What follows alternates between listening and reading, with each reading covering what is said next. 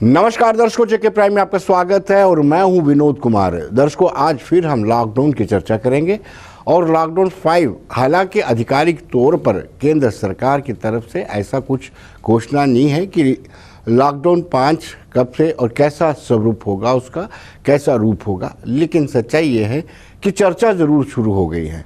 अगर हम शुरुआत पुंछ से करें तो बेहतर होगा, क्योंकि पुंछ में शुरुआती दौर में काफ़ी लंबे समय तक ग्रीन जोन में रहा पुंछ और अब वो रेड जोन में हो गया और आज 1 दर्जन से ज़्यादा पॉजिटिव मामले आए।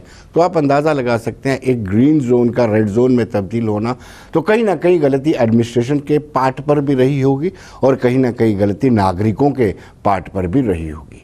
आज हम पहले आपको वो दृश्य दिखाते हैं कि किस तरीके से पब्लिक ट्रांसपोर्ट पूरी तरह से बंद है। पब्लिक ट्रांसपोर्ट बंद होने के बावजूद कैसे एक सूमो में ठूस ठूस कर लोगों को भरा गया है। हम सब जानते हैं लोगों को इधर से उधर जाना है, लेकिन लोगों को अपने जीवन से रिस्क नहीं लेना है, जोखिम नहीं लेना है, लेकिन लोगों ने लिया। और ऐसा ही हम चर्चा पहले भी करते रहे हैं कि 500 रुपया, 1000 रुपया जो अकाउंट में आया उसको खुलवाने के लिए, उस अकाउंट से वापस पैसे लेने के लिए लोग बैंकों में लंबी लंबी कतारें लगाते थे और सोशल डिस्टेंसिंग मेंटेन नहीं करते थे। और हम बार बार उनसे आग्रह करते, हमने हर कार्यक्रम के माध्यम से उस पब्लिक को आग्रह किया है, पुंछ की पब्लिक को आग्रह किया है कि वो सोशल डिस्टेंसिंग को मेंटेन करके रखें, लेकिन उन्होंने नहीं माना और आज 1 दर्जन से ज़्यादा मामले सामने आए हैं। पहले हम आपको वो दृश्य दिखाते हैं कि किस बेरहमी से या बेशर्मी कहा जाए, किस बेरहमी से, बेशर्मी से सोशल डिस्टेंसिंग की धज्जियाँ उड़ाई जा रही हैं और ठूस ठूस कर सूमों में भरा गया है।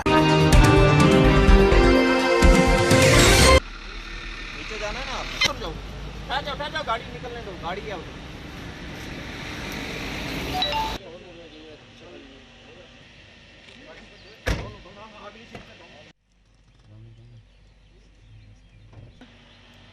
हाँ बिल्कुल 3 में से।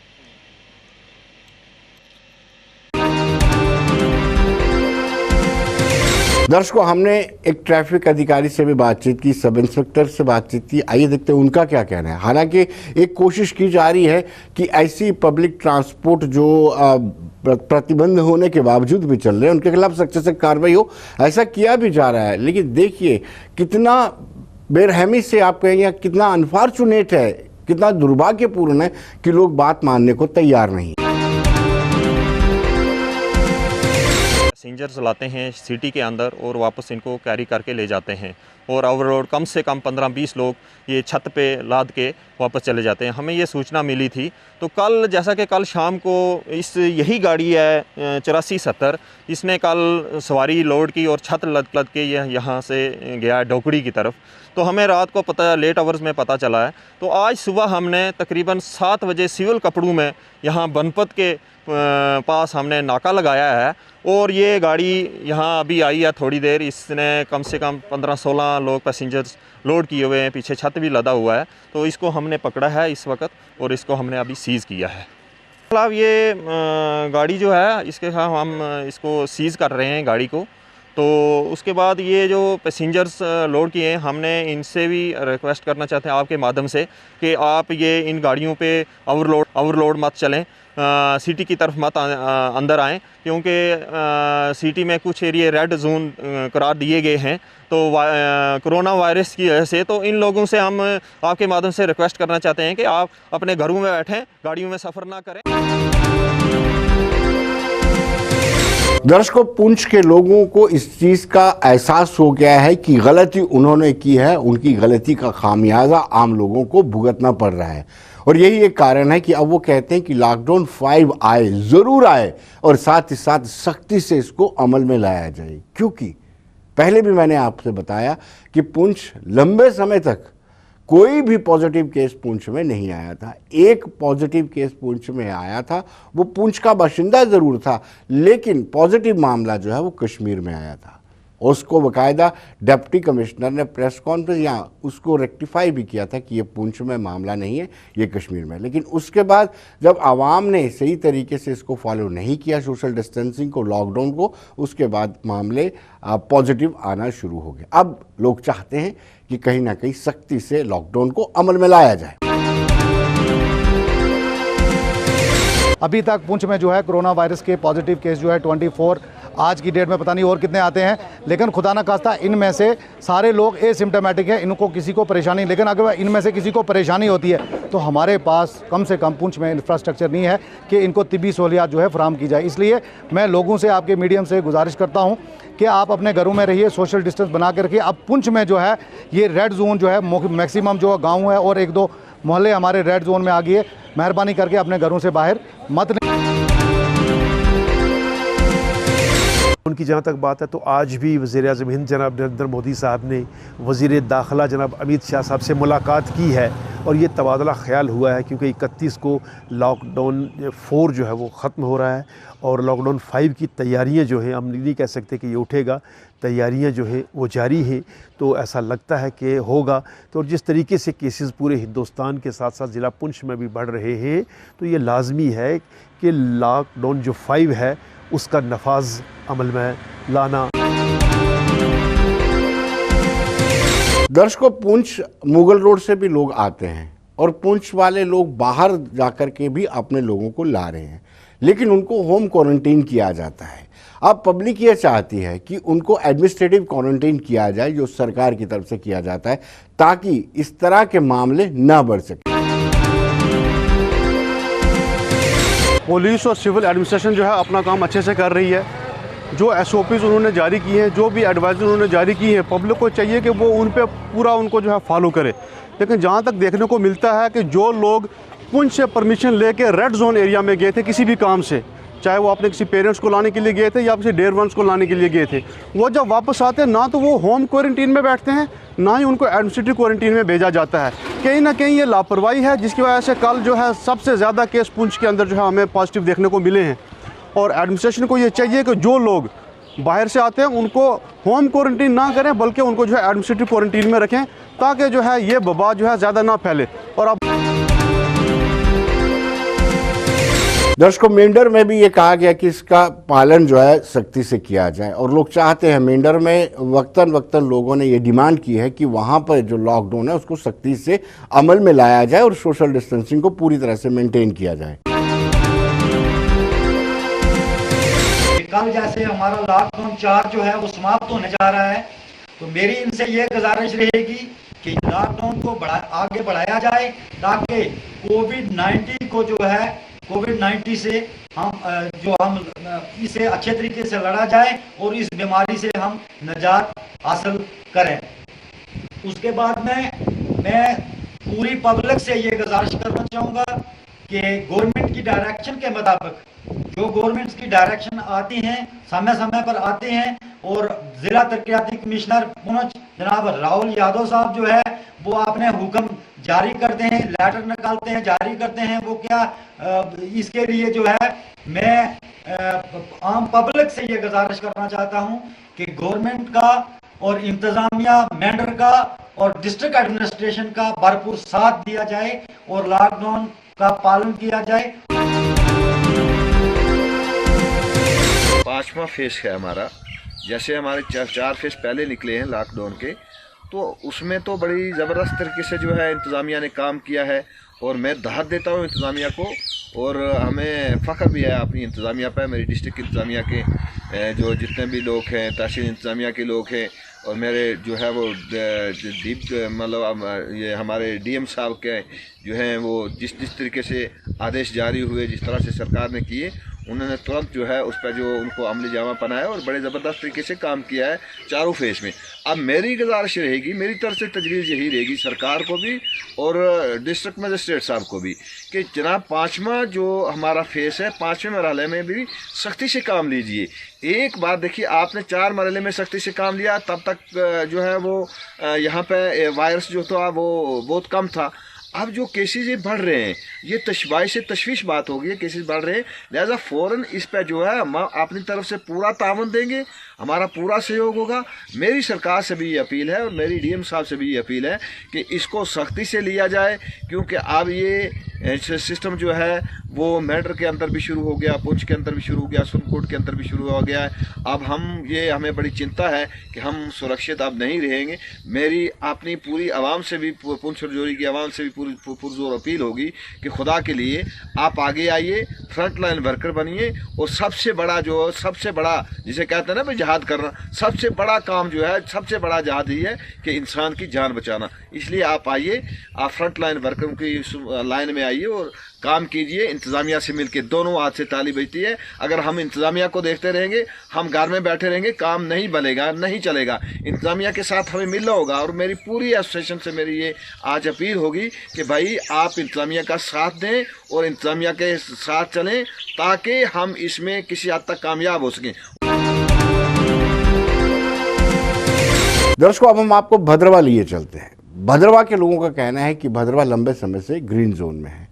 ग्रीन जोन में होने के नाते उनको रियायतें और दी जानी चाहिए। यानी भद्रवा के जो कारोबार है, उनका कहना है कि 10 से 4 दुकानें तो खुलती हैं, लेकिन बदकिस्मती की बात यह है कि ग्राहक नहीं आ पाते हैं, पब्लिक ट्रांसपोर्ट नहीं है। उसकी वजह से कहीं ना कहीं दिक्कतें उनको पेश आ रही हैं। तो उनकी ये डिमांड है कि भद्रवा में जो दूर दराज गाँव के लोग हैं जो शॉपिंग करना चाहते हैं, उनके लिए बसेस लगाई जाए, बसेस पब्लिक ट्रांसपोर्ट खोला जाए, ताकि बाज़ार पे इसका सीधा सीधा असर पड़े।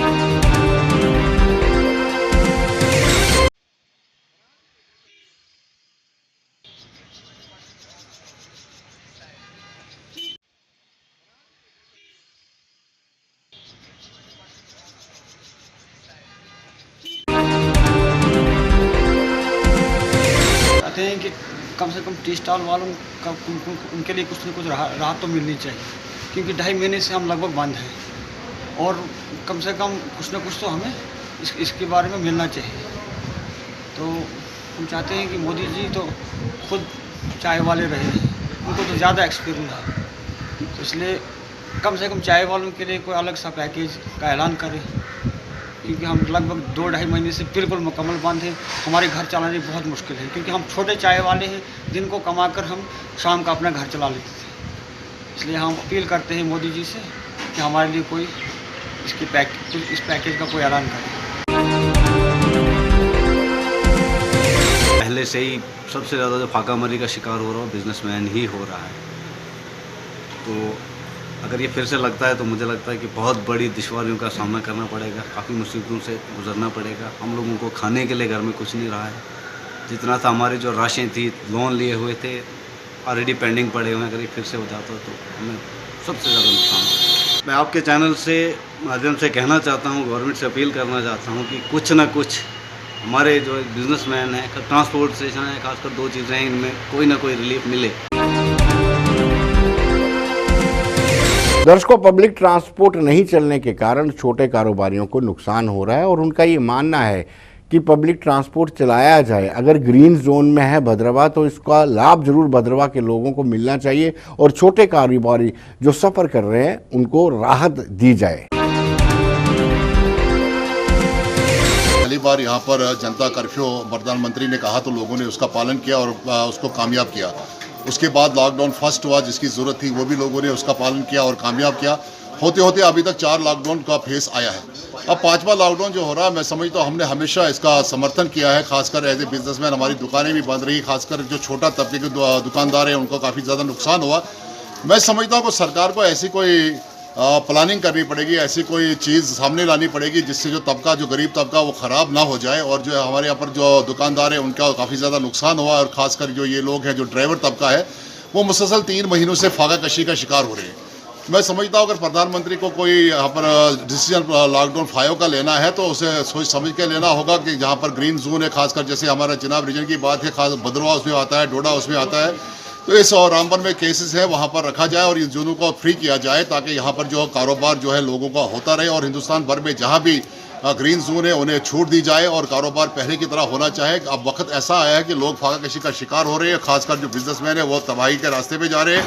उनको कोई सोर्स नहीं है, दुकानें बंद होती है और एडमिनिस्ट्रेशन की तरफ से यहाँ सुबह 10 बजे से 5 बजे तक दुकानें खोलती है। और जो ज़्यादा ग्राहक हमारा है वो गाँव से, वो बाज़ार आते नहीं, इस वजह से दुकानदार जो काफ़ी सफ़र हो रहा है और उनको बैंक की जो किस्तें हैं वो पूरी नहीं हो रही। बैंक का जो इंटरेस्ट है, कुछ केस में तो प्रधानमंत्री ने ऐलान किया है कि इंटरेस्ट नहीं देना, लेकिन जो लिमिट है उस पर कंटिन्यू चल रहा है। लिमिट के पे ही यहाँ पर दुकानदार जो जिंदा है, मैं समझता हूँ उन्हें इसको सोच समझ के स्टेप लेना चाहिए। दर्शकों, रियासी के लोग भी चाहते हैं कि लॉकडाउन 5 लगे, लेकिन साथ साथ उनका ये भी कहना है कि रियायतें जारी रहनी चाहिए। अगर आर्थिक गतिविधियां बंद होगी, इंडस्ट्रियल एक्टिविटीज़ बंद होगी, व्यापार की गतिविधियां बंद होगी तो इससे नुकसान होता है। दोनों चीज़ें समानांतर चलनी चाहिए।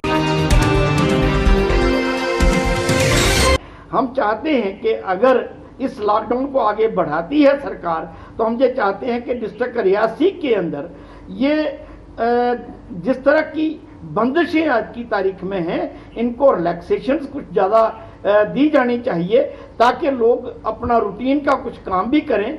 और इसके साथ साथ मैं आम लोगों से, चाहे वो दुकानदार हैं, बिजनेसमैन हैं, लेबरर हैं, ज़िम्मेदार हैं, या जितने भी लोग जहाँ काम करते हैं, उनसे मेरी प्रार्थना है कि वो सोशल डिस्टेंसिंग बना के रखें।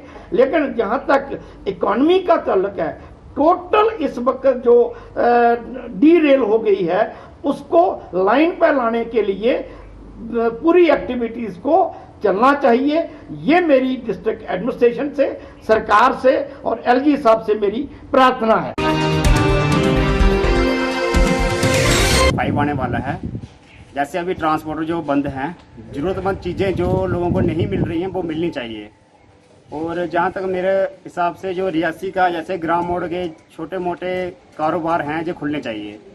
छोटा एक ज़्यादा नहीं, 8-10 ऑटो की परमिशन मिलनी चाहिए रियासी को, लोगों को जाने की। काफ़ी दूर से लोग आते हैं पैदल जाने की वजह से, गर्मी काफ़ी ज़्यादा है। हमारी सरकार से बहुत ज़्यादा है। हम यही चाहते हैं कि अब जो समय बिजनेसमैन के लिए चल रहा है वो बहुत ही मुश्किल समय चल रहा है। बिजनेसमैन लोग बहुत परेशान हैं और बिजनेसमैन को रिलैक्सेशन देनी चाहिए सरकार ने। और खास ही साथ ही में मैं ये भी कहना चाहूँगा कि जो लोग गरीब परिवारों से ताल्लुक़ रखते हैं, कोई रेहड़ी लगाने वाला है, कोई पड़ी लगाने वाला है, उन लोगों के बारे में भी सरकार को लॉकडाउन 5 में सोचना चाहिए कि उनको रेहड़ी लगाने की परमिशन, या और जो छोटे छोटे काम कर रहे हैं उनको वो काम करने की परमिशन दी जाए। लोकल लेबर हमारी है, उनके अकाउंट में पैसा डाला जाए ताकि वो लोग अपना जीवन बसर अच्छे तरीके से कर सकें। और बिजनेसमैन के बारे में सरकार को ज़रूर सोचना चाहिए, क्योंकि जिनके बिजनेस हैं, लोन्स चल रहे हैं, वो इंस्टॉलमेंट्स उनको देनी है। वैसे तो सरकार की तरफ से रिलैक्सेशन दी गई है, लेकिन इंटरेस्ट जो है बैंक्स में वो बढ़ता ही जा रहा है। अमाउंट उनकी बढ़ेगी, कम तो होगी नहीं। यहाँ तो सरकार को वो इंटरेस्ट भी माफ़ करना चाहिए था। तो यही उम्मीद करते हैं कि सरकार लोगों के इंटरेस्ट भी माफ़ करवाएगी और बिजनेसमैन को जो है वो रिलैक्सेशन दी जाएगी, एक लंबे समय के लिए वो दुकान अपनी खोल सके। दर्शकों, अब हम स्टूडेंट्स की बात करेंगे। कोविड-19 में कहीं ना कहीं स्टूडेंट्स तबका सफ़र कर रहा है, इसमें कोई दो राय नहीं है कि ऑनलाइन स्टडी के नाम पर कहा तो जा रहा है, लेकिन 2G में ऑनलाइन कैसे स्टडी हो सकती है हम सब जानते हैं। लेकिन आज NSUI ने एक अहम मुद्दा उठाया है। NSUI का कहना है कश्मीर और बाकी दीगर यूनिवर्सिटीज़ में मास प्रमोशन की गई है, जबकि जम्मू यूनिवर्सिटी में ऐसा कुछ नहीं किया जा रहा है। आज NSUI को लगता है कि कहीं ना कहीं जम्मू खित्ते के स्टूडेंट के साथ पक्षपात हो रहा है। आज उन्होंने बाकायदा एक प्रेस कॉन्फ्रेंस की और सरकार से कहा कि यह सौतेला व्यवहार बर्दाश्त नहीं किया जाए।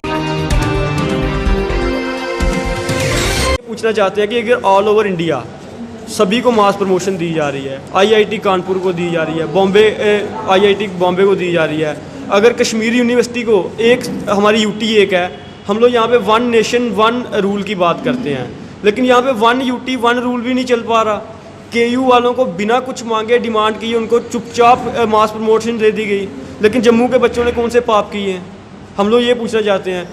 हमारे जम्मू यूनिवर्सिटी वाले अड़े हुए हैं कि ये डिमांड करना चाहते हैं हमारे से जम्मू यूनिवर्सिटी पहले तो हमारे मेमोरेंडम का जवाब दे, क्योंकि वो हमारा राइट है। जब हम लोग उनको क्वेश्चन किया तो उनका आंसर करना बनता है। और दूसरा, हमें मास प्रमोशन दी जाए, क्योंकि अगर कश्मीर यूनिवर्सिटी डिजर्व करती है तो जम्मू का स्टूडेंट भी डिजर्व करता है।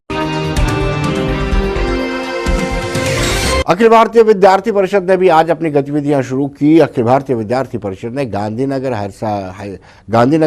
कॉलेज के बाहर, जो क्लस्टर यूनिवर्सिटी के नाम से जाना जाता है, उसके बाहर कहीं ना कहीं जोरदार तरीके से प्रदर्शन किया। उनका कहना है कि क्लस्टर यूनिवर्सिटी में जो स्टूडेंट सफ़र कर रहे हैं वो मामले उनके सुलझाए जाए। यहाँ पे कंट्रोलर ऑफ एग्जामिनेशन को अपना ज्ञापन सौंपने आए थे एग्जाम्स को लेकर। जो विद्यार्थियों को दिक्कतें आ रही हैं, चाहे वो दूर दराज का विद्यार्थी हो, जिस प्रकार की उनको दिक्कतें आ रही हैं उसका ज्ञापन हम सौंपने कंट्रोलर एग्जामिनेशन को आए थे, जिसमें ट्रांसफर फैसिलिटीज़ जो मुहैया नहीं हुई अभी तक विद्यार्थियों को, और एग्जाम्स को लेकर अभी तक कोई नोटिस नहीं आया क्लस्टर यूनिवर्सिटी का, ना ही कोई दूर दराज के जो विद्यार्थी हैं उन तक कोई संपर्क पहुंच पा रहा है। क्योंकि जो विद्यार्थी एक बार यहाँ से चले गए हैं उनको मजबूरन वापस आना उनके घर वाले अलो नहीं कर रहे कि कोविड-19 जैसी महामारी में इस वक्त पूरा देश जो है जूझ रहा है, तो लॉकडाउन का पालन भी करना ज़रूरी है। इसलिए हम सोशल डिस्टेंसिंग का पालन करते हुए यहाँ पे इकट्ठे हुए हैं और एग्ज़ाम्स की अपनी जो डिमांड है वो डिमांड लेके हम कंट्रोलर एग्जामिनेशन के पास आए हैं और हफ्ते तक का इसको टाइम देते हैं कि हफ्ते तक इस पर जल्द से जल्द कार्रवाई करें। अगर हफ्ते तक ये कंट्रोलर एग्जामिनेशन इस पर जल्द से जल्द कार्रवाई नहीं करता तो हमें अन्यथा मजबूरन सोशल डिस्टेंसिंग का पालन छोड़कर सड़कों पर उतर उग्र प्रदर्शन करना पड़ेगा और उसका जो जिम्मेदार होगा वो क्लस्टर यूनिवर्सिटी को। दर्शकों, अब हम जो मिट्टी के बर्तन का कारोबार करते हैं, जो मिट्टी के बर्तन बनाते हैं, जिनको हम कुम्हार कहते हैं, उनके कारोबार में भी कोविड-19 के कारण बड़ा असर पड़ा है। ये एक सीज़न रहता है, गर्मियों से ठीक पहले वो ज़्यादा बर्तन बनाते हैं और गर्मियों में इसकी बिक्री भी होती है और इस सीज़न में लोग ख़रीदते भी हैं। लोग अब पिछला तरीके अपना रहे हैं और फ्रिज के बजाय लोग मटके का पानी पीना ज़्यादा पसंद करते हैं। लेकिन अनफॉर्चुनेटली इस दौर में लोग जो ये काम करते हैं वो मिट्टी नहीं ला पाए, उनको मिट्टी नहीं मिली, जिसके चलते वो अपनी प्रोडक्शन नहीं कर पाए और जिसके चलते उनको लगता है कि ये सीज़न पूरा उनका ख़राब हो गया।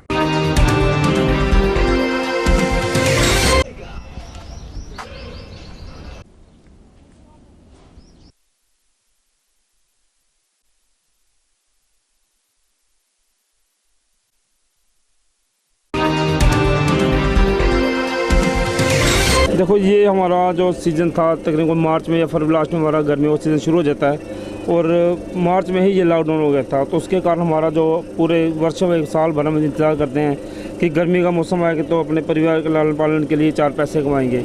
तो इस लॉकडाउन के कारण हमारा काम बिल्कुल बंद रहा। अगर थोड़ा जो हमने कुछ काम करते भी थे तो उसके लिए हमें मिट्टी वगैरह नहीं मिल रही है और जो माल बनाया भी तैयार किया तो वो स्टॉक हो गया था, रखा है। मिट्टी जहाँ से हम लाते हैं तो मिट्टी वहाँ से नहीं मिल रही है, तो गाड़ी वगैरह बंद थी। तो मिट्टी की सबसे बड़ी परेशानी मिट्टी वाली भी है कि जब हमारे पास मिट्टी ही नहीं होगी तो काम कहाँ से करेंगे हम। तो मिट्टी जहाँ से लाते हैं वहाँ मिट्टी मिल भी नहीं रही है। अब ऐसा है कि सीज़न तकरीबन ख़त्म हो जाए तो थोड़ा बहुत जो टाइम बचा आगे तो उसके लिए हम ये चाहते हैं कहीं से अगर मिट्टी का इंतजाम हो जाए तो हम कुछ काम कर सकते हैं, वरना तो सीज़न ख़त्म हो सके। आगे हमें ये परेशानी है कि जो आने वाला टाइम है आगे कुछ दिनों बाद बरसात का मौसम शुरू हो जाता है, तो उस बरसात के मौसम में अपने बच्चों का परिवार का पालन कैसे किया जाएगा, वही परेशानी हमारी। सरकार सभी लोगों के लिए मदद कर रही है, तो हर काम के लिए, गरीब आदमी के लिए, सबके लिए मदद कर रही है। तो हम भी सरकार ये चाहते हैं कि कुछ हमारी मदद की जाए, तो हम भी यही उम्मीद करते हैं कि सरकार से हमें कुछ मिले।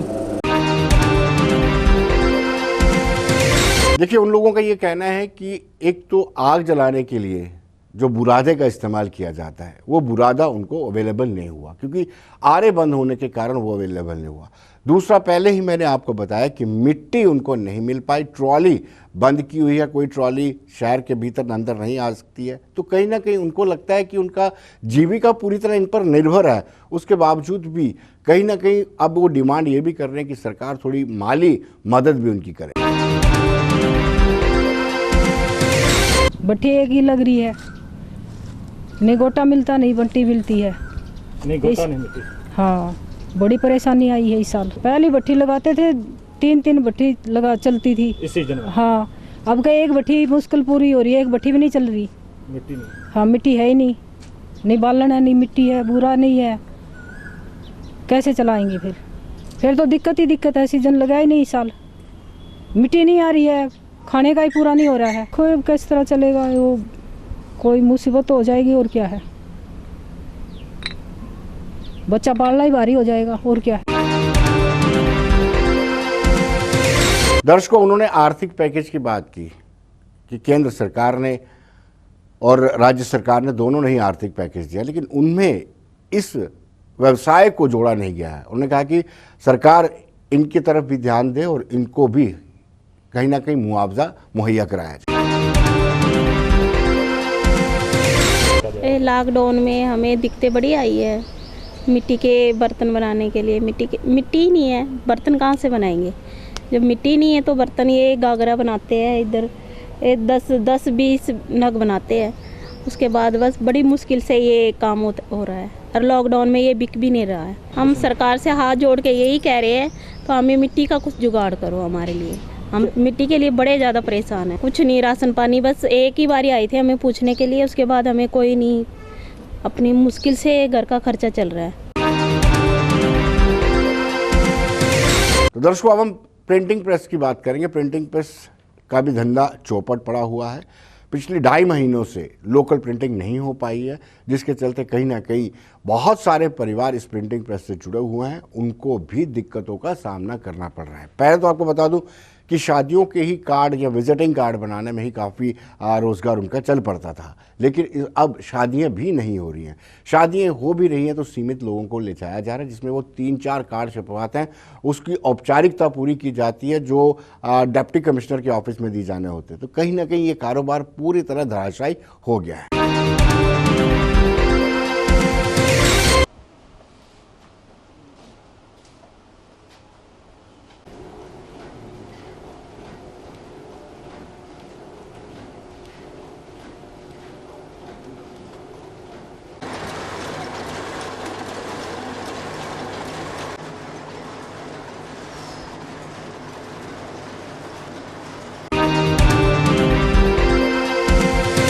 काम कोई है नहीं है। अब खोलने पे भी काम तो चलते टाइम लगेगा ना, लोगों से पेमेंट लेनी, काम नहीं है तो है तो बड़ी। गवर्नमेंट भी कुछ नहीं देख रही है कि इनका कुछ करना है। हमारी तो स्मॉल स्केल इंडस्ट्री है, इसमें तो कोई ना कोई गवर्नमेंट को इंसेंटिव देना ही चाहिए, जो कुछ कर सकती है। लेकिन काम हालात किस तरह के हैं? हालात तो अभी कोई ज़्यादा अच्छे नहीं है, थोड़ा काम चलना शुरू है, ज़्यादा नहीं है बिल्कुल। मतलब अभी तो लाइन पे जो पटरी पे लाइन वो नहीं आई है, गाड़ी नहीं आई है, अभी तो काफ़ी नुकसान हो रहा है हमारा, क्योंकि जो लेबर है इन्होंने बेचारों को पेड़ लगाया और खाना खाना है। कोई बाहर के आए हुए हैं जो किराए पे रहते हैं, किराया देना कोई कुछ नहीं छोड़ता, किराए वाले को किराया नहीं छोड़ेगा, वो तो उसने किराया ले लेना है, तो उसको हर तरह की हम देंगे पैसे तो आगे चलेगा ना। वैसे भी तो सारा सबका काम जो मालिक से लेकर वर्कर तक हैंड टू माउथ ही चलता है काम। ये नहीं कोई बड़ा फ्लरिशिंग वर्क होता है, जैसे जैसे पैसे आते हैं सर्कल होता है, तैसे तैसे काम चलता रहता है। तो इसकी वजह से काफ़ी नुकसान हो रहा है। अब गवर्नमेंट को भी कुछ इसका हल निकालना चाहिए, लोगों को इंसेंटिव दे, कुछ ना कुछ करे। पहले तो कहते थे कुछ देंगे जी, इंसेंटिव देंगे MSME, अभी तो कुछ नहीं आया। सर जैसे ही लॉकडाउन हुआ तो हमारा सारा काम ऑटोमेटिकली सब बंद हो गया, जहाँ पे थे वहाँ पे ही हम रह गए। और उसके बाद क्योंकि जैसे ही स्कूल वगैरह, कॉलेजेस, यूनिवर्सिटीज़ और लोकल जितना भी काम था जो हम करते हैं वो सारा, क्योंकि मार्च का महीना था उसी के ऊपर हम ज़्यादा डिपेंड होते हैं, तो जैसे ही वो बंद हो गया तो हमारा सिस्टम सारा बिगड़ गया। और क्योंकि जैसे अब सरकार कह रही है इसको खोलो, जब हम खोलने बैठते हैं स्कूल ही बंद है, कॉलेज बंद है, हम खोल के काम क्या करेंगे? जो अब तो हमें यही चाहिए कि हम थोड़ा थोड़ा अपना चलाने की कोशिश करें, लेकिन मेटाडोर फैसिलिटी नहीं है, बसें नहीं चल रही है, वेडिंग कार्ड्स के ऊपर सारा जो था वो सिस्टम सारा बैठ गया। गवर्नमेंट ने लो कर दिया कि 50 लोग नहीं जाएंगे। जितना भी लाखों रुपए का जो सामान था हमारा, वेडिंग कार्ड्स का, हमारे प्रिंटर्स का, सबका बहुत काफ़ी लाखों में नुकसान हुआ है वो, क्योंकि कार्ड तो बन रहे थे वो शादियों के, और जो भी था वो सब सिस्टम हमारा चल रहा था वैसे ही। जब एकदम ही लॉकडाउन हो जाए तो सारा कुछ ही हमारा जो है प्रिंटिंग इंडस्ट्री बिल्कुल पीछे चली गई उससे। इस लॉकडाउन की वजह से बहुत ज़्यादा इफ़ेक्ट हुआ है, क्योंकि सारी प्रेसेस बंद हो गई, ना कोई काम उन प्रेसों वालों के पास रहा, हम भी सप्लाई नहीं दे सकते, कागज़ की सप्लाई बिल्कुल बंद हो गई उनको। ऊपर से वेडिंग कार्ड का बिल्कुल धंधा बंद हो गया है, जो वेडिंग कार्ड इंडस्ट्री थी वो बिल्कुल ख़त्म हो गई है, कोई इवेंट मैनेजमेंट नहीं है उसमें।